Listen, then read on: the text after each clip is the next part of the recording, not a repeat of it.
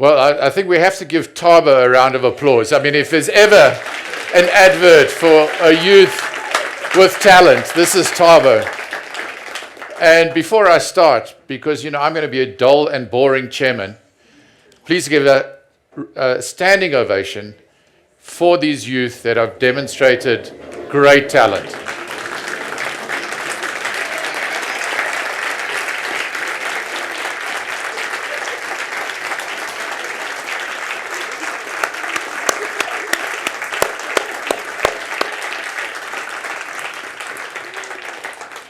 Thank you.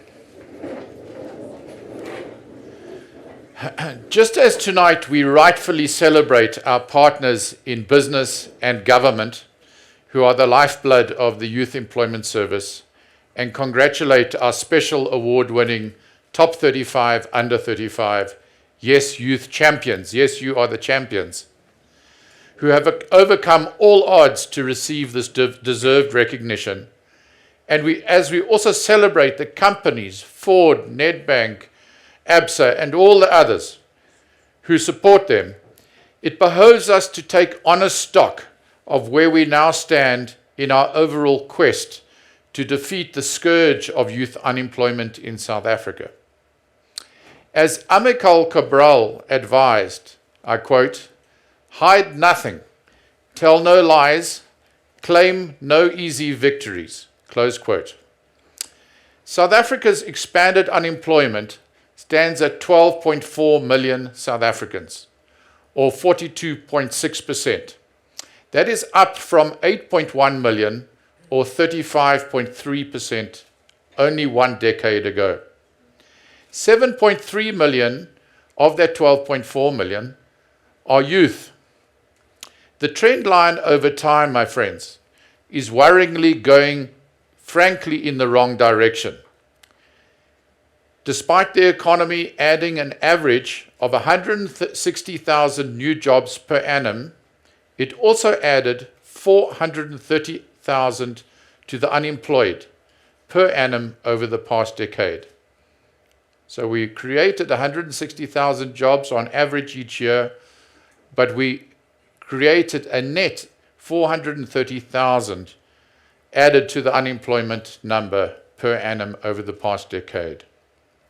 The unemployment data informs us, whilst yes, maybe scoring significant wins with 157,000 one-year paid youth placements in businesses since 2018, as Ravi has briefed us fully, and of which an impressive 45% are absorbed into full-time jobs with their companies, our beloved country is frankly losing its war on unemployment. Frankly losing its war. In America, I might remind you, as the 1933 recession peaked, the unemployment rate was just under 25%. A famous author, Kathy Appelt, observed, I quote, "An entire nation was standing in one long breadline. It was a crisis of monumental proportions. It was known as the Great Depression." Close quotes. With the cost of living today in South Africa, we might ask, how do these 12.4 million jobless South Africans survive, feed their families, or prospect for a decent life? In fact, lack of adequate nutritious food affects over 63% of households, with 1 in every 4 child under 5 stunted by malnutrition. How then do the unemployed face inequality, daily witnessing white, black, middle, or upper class privilege in stark contrast to their deprivation? With structural unemployment so deep and an economy in the past 15 years achieving just 1% economic growth rates, there has been little reason for job seekers to have any hope. This is why YES and the Presidential Employment Initiative, led by Donna Nickel, who works with Rudy Dixia, which has created over 1.5 million work and livelihood support opportunities since 2020, represents hope because we provide a slim pathway, the narrowest window into the economy for jobless youth. Increasing economic growth and jobs is therefore now the central imperative of this government of national unity and the key measure of its success or failure. As President Ramaphosa said only last week, I quote, "Economic growth lies at the heart of everything else that we seek to achieve as a society," close quotes.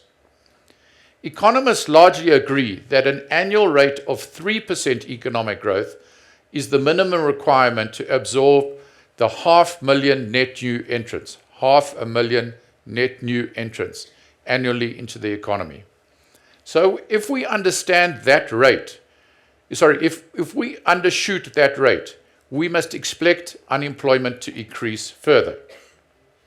Yet current economic forecast, as an average of the South African Reserve Bank, the National Treasury, the International Monetary Fund, and private sector economists, suggest economic growth rates of 1.1%, 1.6%, and 1.8% this year, 2025, and 2026, respectively. So 1.1% this year, 1.6% next year, and 1.8% in 2026. These forecasts discount and incorporate global and domestic easing in financial conditions, improved sentiment since the elections, tentative green shoots in our economy, the suspension of load shedding, early signs of a logistics complex turnaround, all reflected in improved asset prices, the rand, the bond prices, equity prices, and so on. Some say we are on the cusp of a cyclical upswing. But this consensus economic growth forecast tells us our base case. As a Goldman Sachs veteran, I always knew what we hoped for, and then we always talked about what the base case is. And the base case is always your solid foundation for what you plan ahead.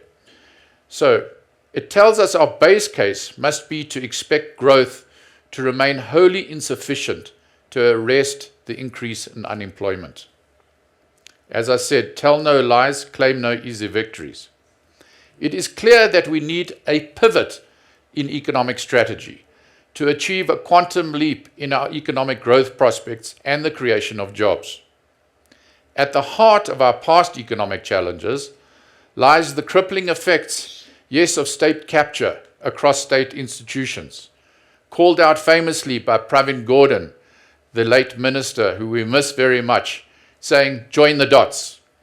Tight monetary conditions, albeit very well managed by the South African Reserve Bank, and tight-fisted fiscal policy of the National Treasury, whose toolkit centers on cutting public spending. The effect has been to choke the South African economy, causing it to be caught in a multi-year economic growth trap of around 1%. This fiscal strategy, aiming to contain our debt whilst resisting economic stimulus, had the opposite to desired effect on our debt to GDP ratio. With poor growth, our dollar GDP stagnated at 2011 levels, and our debt to GDP ratio more than doubled from 33% in 2011 to 74.6% now. What then we must ask can be done to accelerate improved economic outcomes for our nation? I humbly suggest four main areas of focus. First, the excellent work of Operation Vulindlela, led by Rudy, a joint initiative of the Presidency and National Treasury, and business to mobilize focus, skills, and resources and accelerate structural reforms related to energy, transport, and crime is a huge positive. Vulindlela also focuses on other things like structural reforms around visas, water, and the like. But it must be recognized that the success of this government-business partnership and associated reforms is a necessary but insufficient condition for achieving our required minimum 3% economic growth rate. I repeat, a necessary but insufficient condition. Partly, business and government needs to put our money where our mouth is, lean into fixed capital expenditure, and reverse the decade-long decline in growth of fixed investment. Business and government need to invest. Still, more is needed. We must accept it is neither advisable to grow the fiscal envelope nor possible to increase VAT, corporate or personal income tax brackets to expand revenue. We also accept there are growing demands inter alia to fund police, teachers, nurses, infrastructure and social grants, which are a critical buffer to starvation.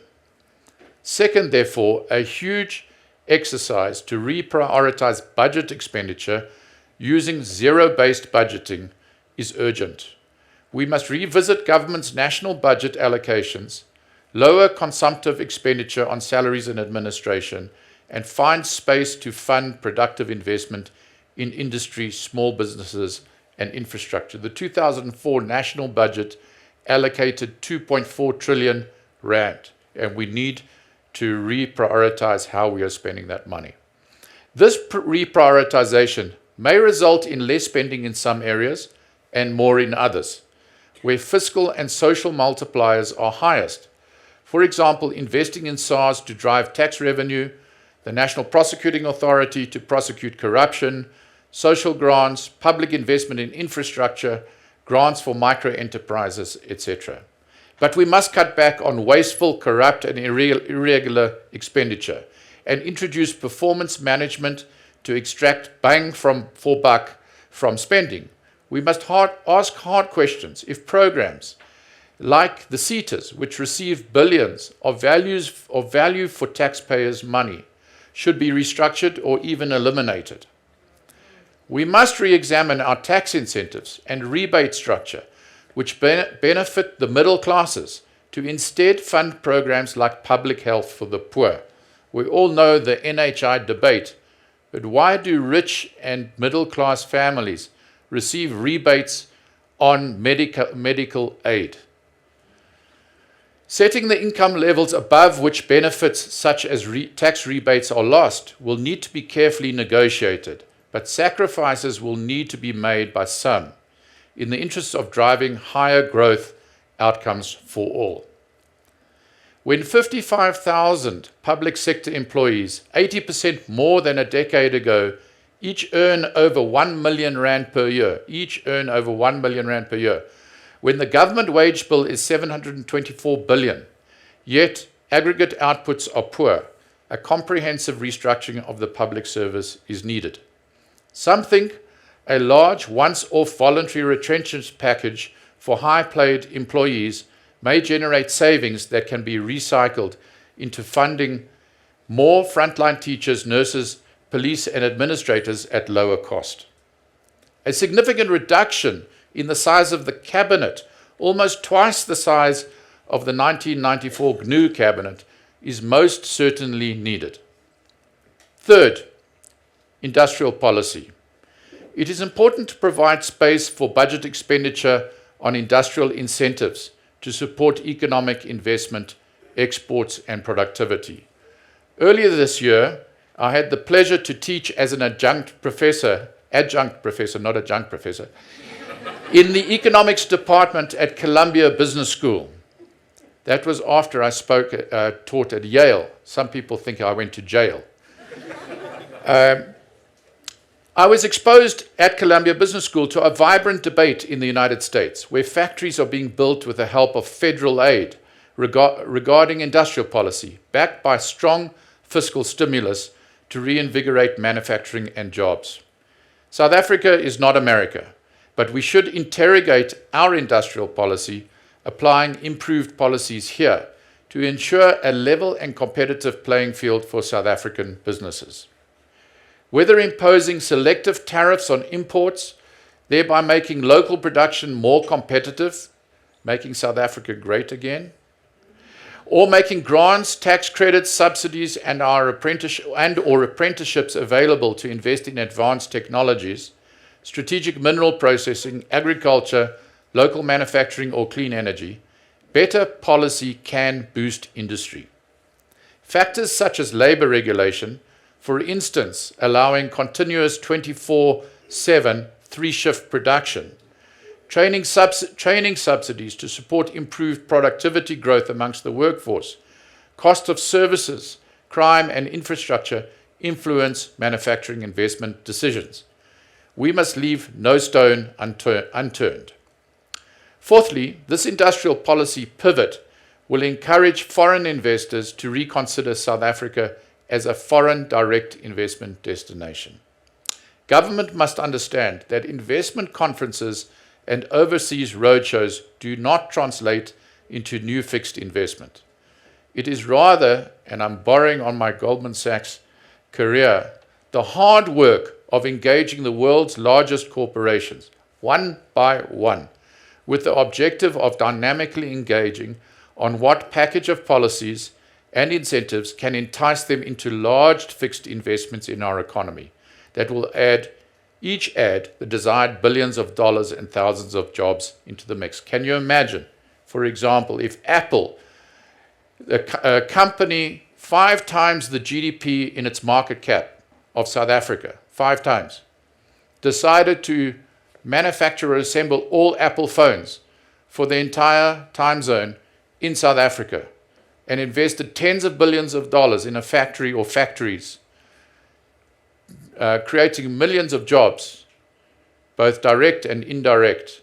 If we just did that with one company, what could we achieve with the top 100 companies in the world? These are some of the hard choices we must confront to reinvigorate our economic prospects. Make no mistake, these reforms will take the political courage and magic of Mandela, the management skills of Mbeki, and the wisdom of a Motlanthe.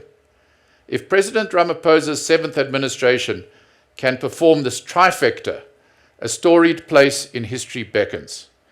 If not, the GNU may fail our people, leaving us to confront rising populism, ethnic chauvinism, and nationalism. Creating 5 million jobs, my friends, in the next decade and lifting economic growth to 5% per annum should be our goal. We owe it to you. It is time to do the hard work and answer this call to our nation. President Roosevelt said in 1937, I quote, "I see 1/3 of the nation ill-housed, ill-clad, ill-nourished. The test of our progress is not whether we add more to the abundance of those who have much. It is whether we provide enough for those who have too little." Close quote. He may well have been talking about us, South Africa, today. In closing, I must thank Morris at Gibbs, Heather at Daily Maverick and their colleagues for co-hosting this event with Yes. Again, I salute all the companies supporting Yes, our partners in government who have traveled this long and winding road with us, providing every support from the top down, and our Yes youth champions, you. You are the magic source that provides that our Yes factory, I like to call it a factory, can produce the game changers, the future of, and the inspiration for our nation. May we multiply you, our youth champions, to create millions of examples of excellence. I thank you.